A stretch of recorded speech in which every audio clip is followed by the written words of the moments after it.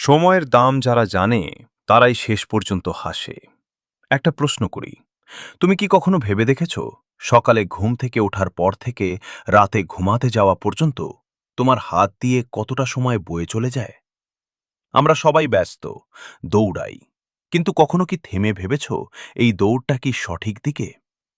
তুমি জানো কি পৃথিবীর সবচেয়ে দামি জিনিসটা কি? সেটা কোনো হিরে নয়, সোনা নয়, ব্যাংকের ব্যালেন্সও নয়।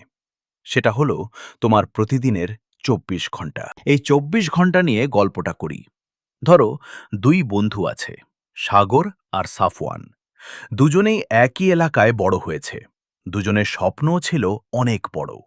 কিন্তু বছর ১০ পর দেখা গেল সাগর নিজের একটা প্রতিষ্ঠানের মালিক, আর সাফওয়ান এখনও চাকরির পেছনে ছুটছে। টাকার অভাবে সাফওয়ানের স্বপ্ন টাকার অভাবে সাফওয়ানের স্বপ্নগুলো অসম্পূর্ণ থেকে গেল।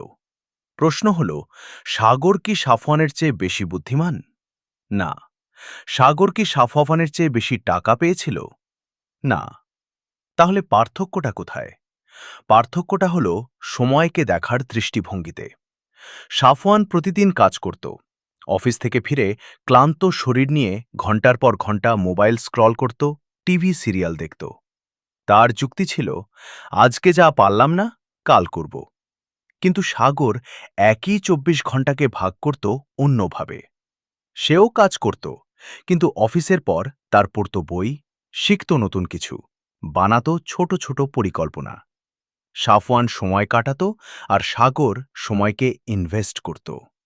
একটু ভেবে দেখো তো, আমরা প্রতিদিন সকালে ঘুম থেকে উঠেই পাই ৮৬,৪০০ সেকেন্ডের একটা উপহার।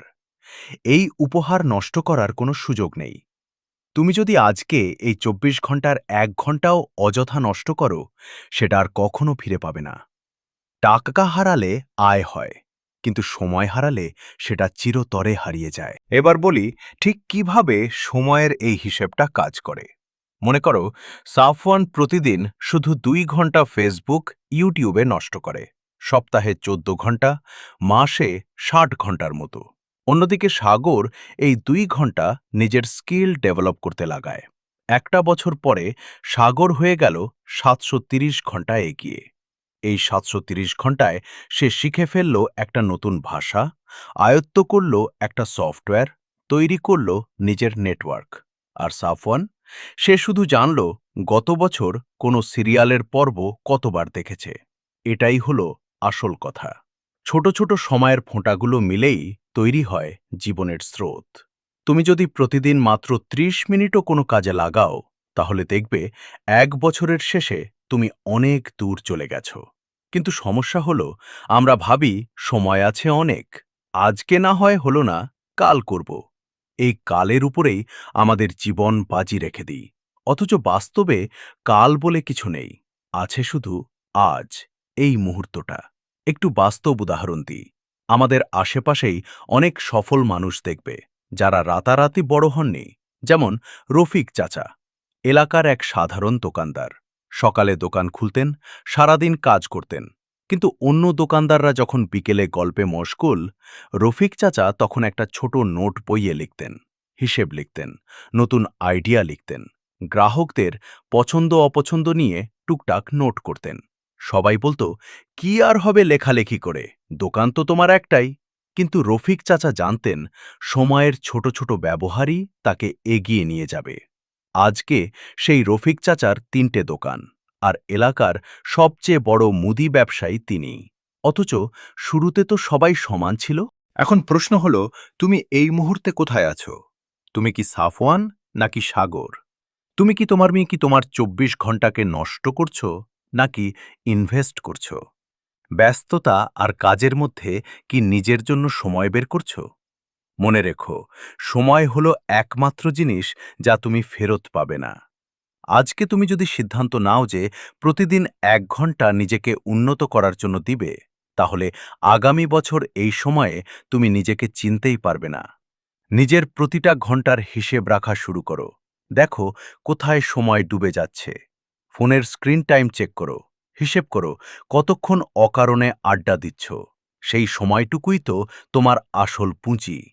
সবশেষে বলি, জীবনের সবচেয়ে বড় মিথ্যেটা হলো, আমার সময় নেই। সবারই সময় আছে। পার্থক্য শুধু এই যে কে সেই সময়কে নিজের মুঠোয় ধরে রাখতে জানে। তুমি যদি আজ থেকে সময়কে সম্মান করা শুরু করো, সময়ও তোমাকে সম্মান করবে। তোমার স্বপ্নগুলো হাতছানি দিচ্ছে। তুমি কি সেই স্বপ্নের দিকে এগিয়ে যেতে প্রস্তুত? নাকি সময়ের স্রোতে ভেসে যাবে? সিদ্ধান্ত তোমার। কিন্তু মনে রেখো, এই সিদ্ধান্ত নিতে দেরি করার মানে হলো আরও একটা দিন হারিয়ে ফেলা। আর হারানোর মতো সময় আর মোটেও নেই। আজই শুরু করো। নিজের জন্য সময় বের করো। নিজের ভবিষ্যৎ নিজের হাতে গড়ো। কারণ তুমি যদি না গড়ো, তাহলে আর কেউ গড়ে দিতে আসবে না। যদি আজকের এই কথাগুলো তোমার ভালো লেগে থাকে, তোমার জীবনে কিছু পরিবর্তন আনার শক্তি যোগায়, তাহলে এই ভিডিওটা শেয়ার করো তোমার বন্ধুদের সাথে।